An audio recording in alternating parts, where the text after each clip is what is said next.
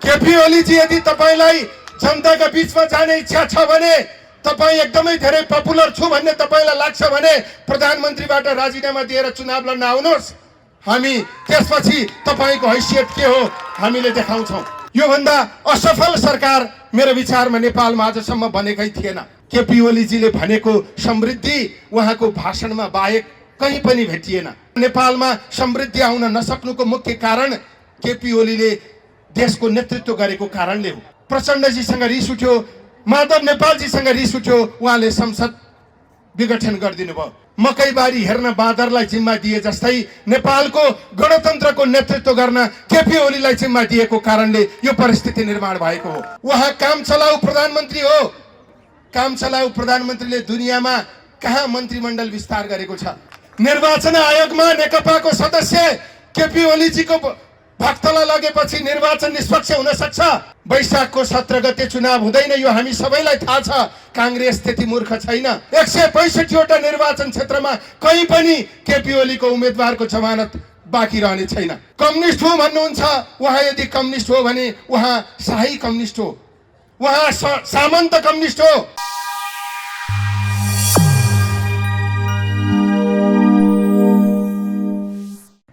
माटोको कथाका बारेमा थाहा हुँदैन। बजारले उनी दिएको माला लिएर शालिगमा हुत्याउन हतार गर्ने शासकलाई शहीदको महत्त्व थाहा हुँदैन। आज शहीद दिवस, म अमर शहीदहरूप्रति गहिरो सम्मान व्यक्त गर्न चाहन्छु।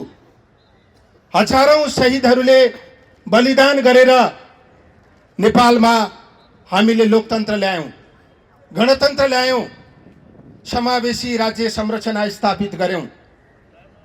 आज रत्न पार्कमा उभिएर हामीले त्यो बलिदानबाट प्राप्त भएको उपलब्धि रक्षा गर्ने सन्दर्भमा तपाईहरुका बीचमा आफ्ना धारणाहरू राखिरहेका छौं। हामीले हिजो यो अन्तिम संघर्ष हो, यो भन्दा पछाडि अब कुनै पनि युवाले अथवा कसैले पनि लोकतन्त्रका लागि संघर्ष गर्नुपर्ने छैन भनेर हामीले भन्यौं। गिरिजाप्रसाद कोइरालाले भन्नुभयो, त्यो भनेको धेरै वर्ष बित्न नपाउँदै फेरि हामीले उपलब्धि भनेका विषयहरू संकटमा परेका छन्। ती खोसिने हुन् कि भन्ने धेरै ठूलो आशंका हाम्रा बीचमा उत्पन्न भएको छ। आज गएको निर्वाचनमा नेकपाले झण्डै 2/3 समर्थन प्राप्त गर्यो। संघीय संसदमा उसको संख्या 2/3 हाराहारीमा छ। हामीले ल्याएको संघीयतामा 7 वटा प्रदेश छ। त्यो 7 वटा प्रदेश मध्येमा 6 वटा प्रदेशमा नेकपाले जितेको छ। दुईटा पार्टी मिलेर स्थानीय तहमा जति संख्या उहाँहरूले जित्नु भएको छ त्यो संख्या 2/3 भन्दा बढी छ। एउटा राजनीतिक पार्टीलाई जनताले यो भन्दा ठूलो समर्थन गर्न सक्ने अर्को कुनै ठाउँ हुँदैन। तत्कालीन नेकपा एमाले र माओवादीले ल्याएको मत जोड्ने हो भने उहाँहरूको मत 48% थियो। 48% मत प्राप्त गरेर सबै तहमा अत्यधिक बहुमत प्राप्त गरेको पार्टीलाई यो देशमा विकास गर्नका निम्ति, समृद्धि ल्याउनका निम्ति, हामीले ल्याएको संविधान कार्यान्वयन गर्नका निम्ति कसले रोकेको थियो? केपी ओलीजीले रेल ल्याउँछु भनेर भन्नुभएको थियो। भारी समर्थनबाट प्रधानमन्त्री हुनुभएका केपी ओलीलाई रेल ल्याउन कसले छेक्यो? पानी जहाजमा नेपालको झण्डा फरफराउन कसले छेक्यो? घर घरमा ग्यासको पाइप जोड्दिन कसले रोक्यो? हावाबाट बिजुली निकाल्न उहाँलाई कसले समस्या गर्यो? नेपालमा 2 अङ्कको आर्थिक वृद्धि दर हासिल गर्न उहाँलाई कसले अवरोध खडा गर्यो? 3 वर्ष सरकार चलाउँदा एउटा पनि सिग्नेचर प्रोजेक्ट ल्याउन नसक्ने, जनतालाई कुनै पनि खालको राहत दिन नसक्ने, कोभिडको यो महामारीमा जनतालाई परेको यति विघ्न समस्यामा कहीँ पनि सहयोगी बन्न नसक्ने र सरकार छ भनेर हामीले मानिदिनु पर्ने, यो भन्दा असफल सरकार मेरो विचारमा नेपालमा आजसम्म बनेकै थिएन। यो भन्दा भ्रष्टाचारलाई संरक्षण गर्ने सरकार मेरो विचारमा आजसम्म नेपालमा बनेकै थिएन। यो भन्दा बढी विधि विधान विरुद्ध हस्तक्षेप गर्ने, प्रहार गर्ने सरकार आजसम्म नेपालमा बनेकै थिएन। हामीले नयाँ संविधान गणतन्त्रलाई अक्षुण्ण राख्नका निम्ति, संस्थागत गर्नका निम्ति ल्याएका हौँ। हामीले नयाँ संविधान संघीयतालाई बलियो बनाउनका निम्ति ल्याएका हौँ। हामीले नयाँ संविधान नेपालमा समाजवाद लागू गर्नका निम्ति ल्याएका हौँ। हामीले नयाँ संविधान समृद्धि ल्याउनका निम्ति ल्याएका हौँ। गएको निर्वाचनमा मेरो विचारमा जनताले नेकपालाई त्यति ठुलो भारी बहुमत स्थिरता हासिल गर्नका निम्ति दिएका हुन्। यी 5वटा कुरासँग जोडेर यो सरकारलाई हेर्नुभयो भने नेपालमा गणतन्त्र होइन, विद्यातन्त्र लागू गरिएको छ। नेपालमा संघीयतालाई केपी ओलीजीले राज्यको एउटा इकाइ हो भनेर भन्नुभयो। संसारमा संघीयता इकाइ हुने व्यवस्था कहाँ छ? हामीले एउटा इकाइ बनाउनका निम्ति संघीयता ल्याएको होइन। केपी ओलीजीले भनेको समृद्धि उहाँको भाषणमा बाहेक कहीँ पनि भेटिएन। समाजवादको कुरा गर्नुहुन्छ भने अघि कुन्दनले भन्नुभएको जस्तो ओम्नी र यति ग्रुपलाई बाहेक नेपालमा कसैलाई पनि समाजवाद आएन। स्थिरताको त प्रधान शत्रु हो केपी ओली।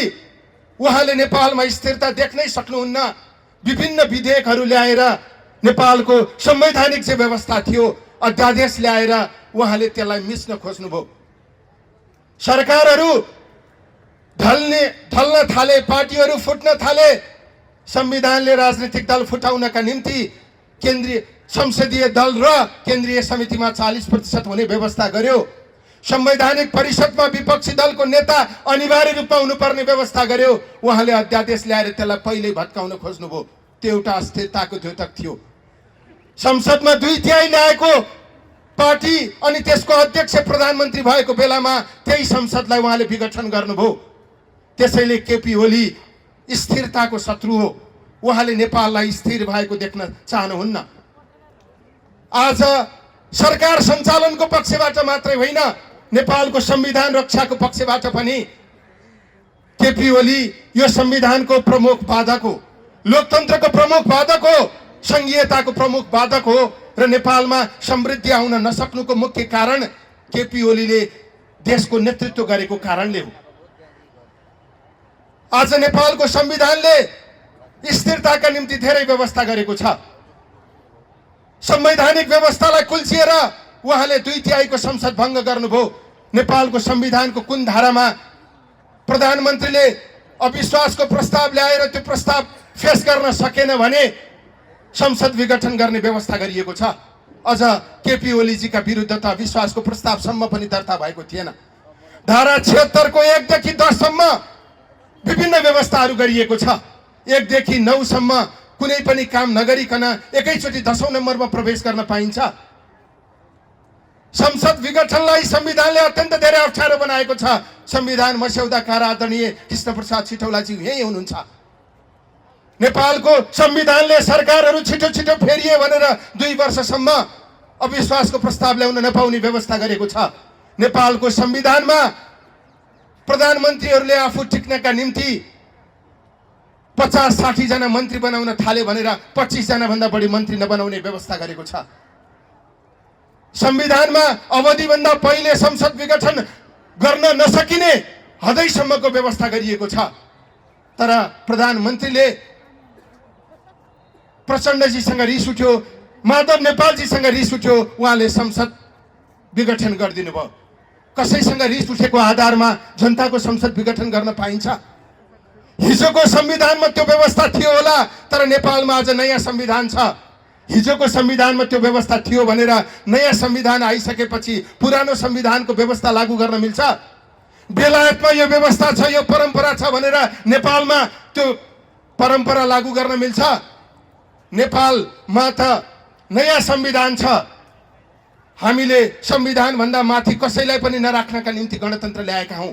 हिजो राजाहरूले टेरेनन्, त्यसैले राजाहरूले नटेरेका कारणले उनीहरूलाई हामीले हटायौं र गणतन्त्र ल्यायौं। तर आज संविधान भन्दा माथि बस्न खोजिरहनु भएको छ विद्यादेवी भण्डारीज्यू, केपी ओलीज्यू। पाब्लो नेरुदले भनेका थिए, तिमी बगैँचाको फूल टिप्न सक्छौ, तिमी बगैँचा फाड्न सक्छौ, तर वसन्त आगमनलाई तिमीले रोक्न सक्दैनौ। केपी ओलीजी, तपाईले एकपटक संवैधानिक व्यवस्थालाई कुल्चन सक्नुहुन्छ। तपाईले एकपटक नागरिक सभाको आन्दोलनमा फोहोरा हाल्न सक्नुहुन्छ। तपाईले थुप्रै मान्छेलाई शहीद बनाउन सक्नुहुन्छ, तर देशको प्रगति र उन्नतिलाई तपाईले रोक्न सक्नुहुन्न। तपाई निरङ्कुश शासक बन्ने तपाईको कुन जुन चेष्टा छ त्यो कुनै पनि हालतमा सम्भव हुन सक्दैन। त्यसैले समयलाई केपी ओलीजीले रोक्न सक्नुहुन्न, लोकतन्त्रलाई उहाँले समाप्त गर्न सक्नुहुन्न। यो जुन खालको प्रवृत्ति केपी ओली प्रवृत्ति मुलुकको राजनीतिमा देखिएको छ, यो प्रवृत्तिले नेपालको लोकतन्त्रलाई बलियो बनाउँदैन, नेपालमा लोकतन्त्रलाई संस्थागत गर्दैन।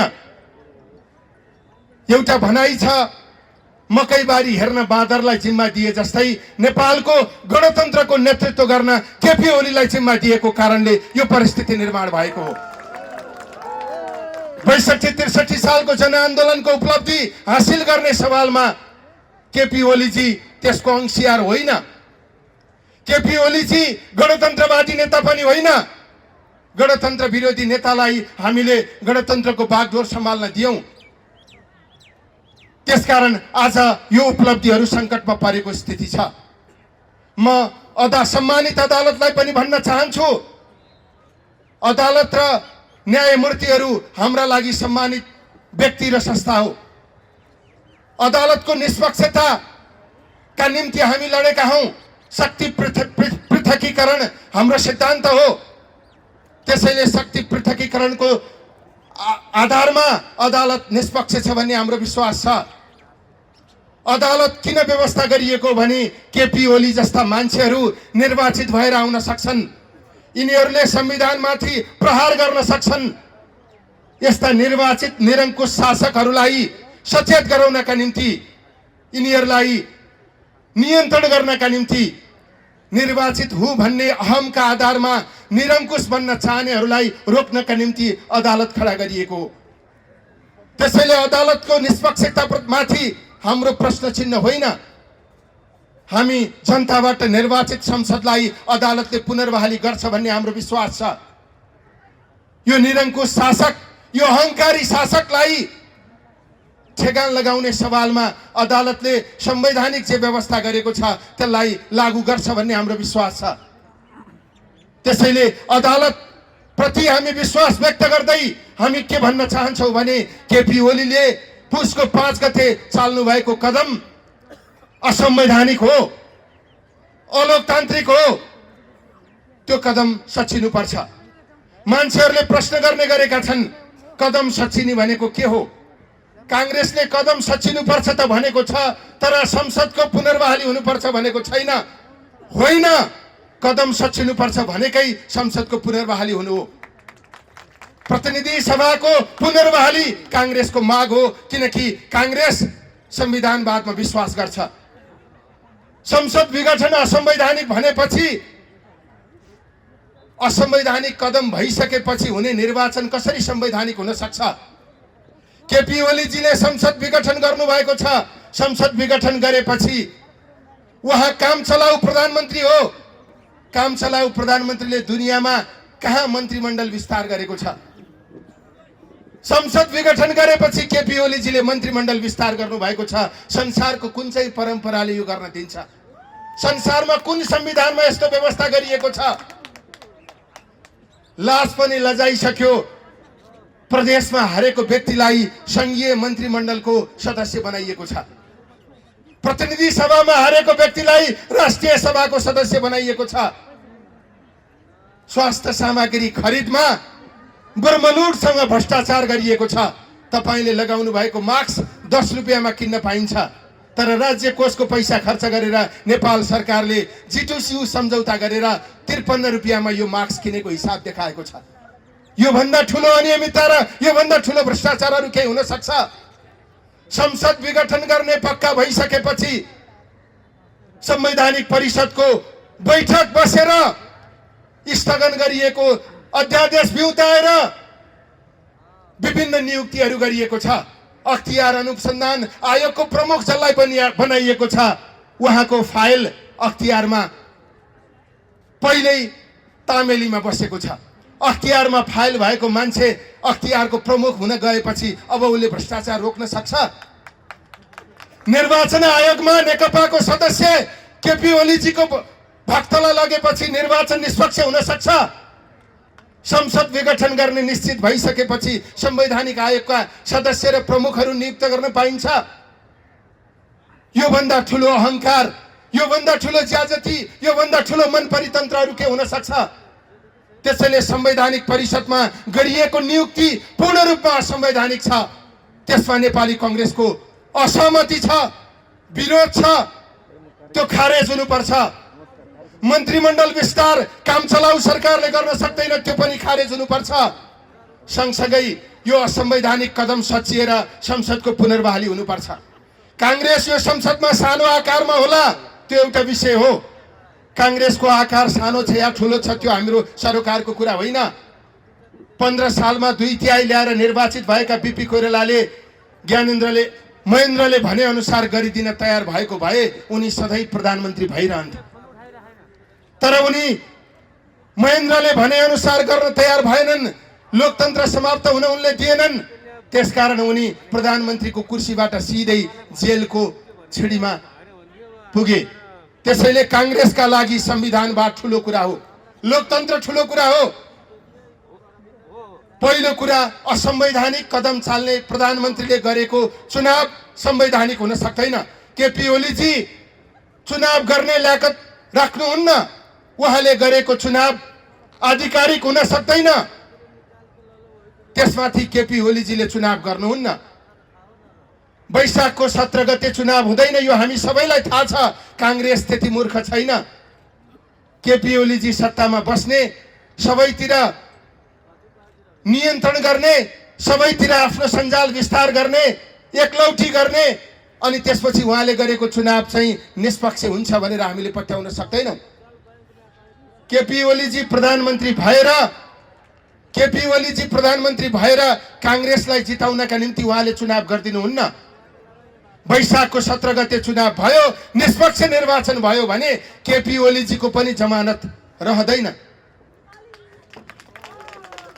केपी ओलीजी यदि तपाईलाई जनताका बीचमा जाने इच्छा छ भने, तपाईँ एकदमै धेरै पपुलर छु भन्ने तपाईलाई लाग्छ भने प्रधानमन्त्रीबाट राजीनामा दिएर चुनाव लड्न आउनुहोस्।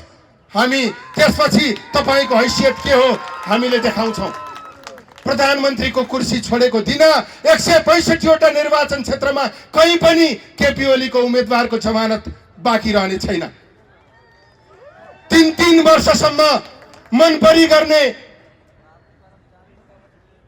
निर्मला पन्त र सम्झना पिकाका बलात्कारीहरूलाई संरक्षण गर्ने, भ्रष्टाचारीहरूलाई संरक्षण गर्ने, दलालहरूलाई संरक्षण गर्ने, देश र जनतालाई सधैँभरि अपमान गर्ने, अनि उहाँ निर्वाचनमा गएर मत माग्दा कुन चाहिँ जनताले उहाँलाई भोट दिन्छ? उहाँलाई पनि थाहा छ चुनाव हुँदा म हार्छु भन्ने कुरा।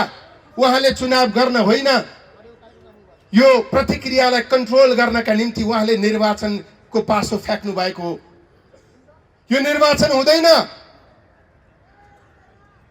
अब यदि संसदको पुनर्बहाली भएन भने नेपालमा संविधान उल्लङ्घनको प्रक्रिया प्रारम्भ हुन्छ। संसद विघटन हुने अवस्थै थिएन तर विघटन भयो, यसको मतलब संविधान उल्लङ्घन भयो। वैशाखको 17 गते निर्वाचन हुँदैन, त्यसपछि अर्को सहमतिमा अर्को व्यवस्था हुन्छ, त्यो व्यवस्था पनि संवैधानिक व्यवस्थाको खिलाफमा हुन्छ। संविधान विरुद्ध एकपछि अर्को निरन्तर कदम अगाडि बढ्दै जान्छ र अन्तिममा के भनिन्छ भने संविधानमा नभएका विभिन्न कुराहरू लागू हुन सक्ने, अनि संविधानमा भएको गणतन्त्र हटेर राजतन्त्र किन आउन नसक्ने? यो मुलुकलाई त्यहाँ पुर्याउन खोजिएको छ। त्यहाँ पुर्याउने अभियानको नेतृत्व केपी ओलीजीले गरिरहनु भएको छ। केपी ओलीजी कम्युनिस्ट हो भन्नुहुन्छ। उहाँ यदि कम्युनिस्ट हो भने उहाँ शाही कम्युनिस्ट हो, उहाँ सामन्त कम्युनिस्ट हो। नेकपाको घोषणा पत्रमा 2 वर्षभित्र नेपाललाई खाद्यान्नमा आत्मनिर्भर बनाइनेछ भनेर लेखिएको छ। 2 वर्षभित्र खाद्यान्नमा आत्मनिर्भर बनाउँछु भनेर चुनाव जितेको नेकपाले 2 वर्षपछि होइन 3 वर्षपछि जनतालाई मल पनि दिन सकेन। नेकपाको घोषणा पत्र यति धेरै महत्त्वकांक्षी छ, त्यसको त्यहाँभित्र लेखिएको कुनै पनि काम यो सरकारले गरेन। नेकपाले अवसर नपाएको होइन, एउटा गणतन्त्र विरोधी व्यक्तिलाई नेकपाले प्रधानमन्त्री बनायो, जसले गर्दा देशमा समृद्धिको बाटो खनिनु कोरिनु त धेरै फरकको कुरा भयो। हामीले प्राप्त गरेको उपलब्धि पनि खोसिने अवस्थामा पुग्यो। त्यसको प्रमुख दोषी भनेको पुष्पकमल दाहालजी हो, माधव कुमार नेपालजी हो। हामीले प्राप्त गरेका उपलब्धिहरूलाई रक्षा गर्ने गरी उहाँहरूले नेकपालाई चलाउन सक्नु भएन। यी उपलब्धिहरू खोज्ने व्यक्तिलाई उहाँहरूले प्रधानमन्त्री बनाउनु भयो। त्यसैले आज सडकमा कांग्रेस जाँदै गर्दा हामी नेकपाको एउटा खेमा हाम्रो जस्तै मुद्दा बोकेर हिँडिरहेको छ, तर पनि हामी उहाँहरूसँग एलायन्स गरिरहेका छैनौँ, किनकि उहाँहरूको लोकतन्त्रप्रतिको निष्ठामा हाम्रो प्रश्न छ। उहाँहरू आज पनि उहाँहरूको प्रधान विषय लोकतन्त्र होइन, समावेशी गणतन्त्र होइन, उहाँहरूको मुख्य विषय राज्य कब्जा गर्ने हो। राज्य कब्जा गर्ने प्रतिस्पर्धामा नेकपा भित्र केपी ओलीजी र प्रचण्डजीहरूको झगडा भएको हो। त्यसकारण नेपाली कांग्रेस लोकतन्त्रको रक्षाका निम्ति सडकमा आन्दोलन गर्न चाहन्छ र त्यसको नेतृत्व गर्न चाहन्छ। हामीले सत्तामा जानका निम्ति यो कुरा गरिरहेका छैनौँ। हामी सडकमा लोकतन्त्रलाई सुरक्षित गर्नका निम्ति, नेकपाको यो अहंकारवादलाई अन्त्य गर्नका निम्ति, नेपालको संविधानमाथि जुन ढङ्गले प्रहार भइरहेको छ त्यो प्रहारलाई निस्तेज पार्नका निम्ति हामीले सडक आन्दोलनको आह्वान गर्न खोजिरहेका छौँ। हामी चाहन्थ्यौँ यो कार्यक्रम क्षेत्रीय समितिले होइन, नेपाली कांग्रेसको केन्द्रीय समितिले हाम्रो सभापतिलाई यो मञ्चको बीचमा राखेर हामी आन्दोलन गर्न चाहन्थ्यौँ। हाम्रो त्यो प्रयास अहिले पनि जारी छ। टुडी खेलको मैदानमा देशभरिबाट लोकतन्त्र रक्षाका निम्ति काठमाडौँ आउनुहोस् भनेर लोकतन्त्रवादीहरूलाई काठमाडौँमा बोलाएर कांग्रेसले यो संविधान बचाउनका निम्ति जनतालाई अपिल गर्न जरुरी छ। लोकतन्त्र बचाउनका निम्ति जनतालाई अपिल गर्न जरुरी छ। युवाहरूको अधिकार सुरक्षित गर्नका निम्ति सडक आन्दोलनको नेतृत्व गर्न कांग्रेस अग्रसर हुन जरुरी छ। हामीले त्यही प्रयासको प्रारम्भ यहाँबाट गरिरहेका छौँ। आज शहीद दिवसको दिन नेपाली कांग्रेसले यो असंवैधानिक कदमको विरुद्ध राजधानीमा एउटा बृहत सभा गरिरहेको छ। यो प्रारम्भ हो। हामी योभन्दा अगाडि देशका ठूला सहरहरूमा र काठमाडौँ उपत्यकामा जनतालाई आह्वान गरेर यो निरङ्कुशताका विरुद्ध, यो प्रतिगमनका विरुद्ध सशक्त आन्दोलनमा सहभागी हुन अनुरोध गर्न गइरहेका छौँ। नेपाली कांग्रेसले यो आफ्ना लागि होइन, हामीले बारम्बार भनेका छौँ, हामी हाम्रा लागि कांग्रेस भएको होइन, अरूको अधिकार रक्षा गर्नका निम्ति कांग्रेस भएका हौँ।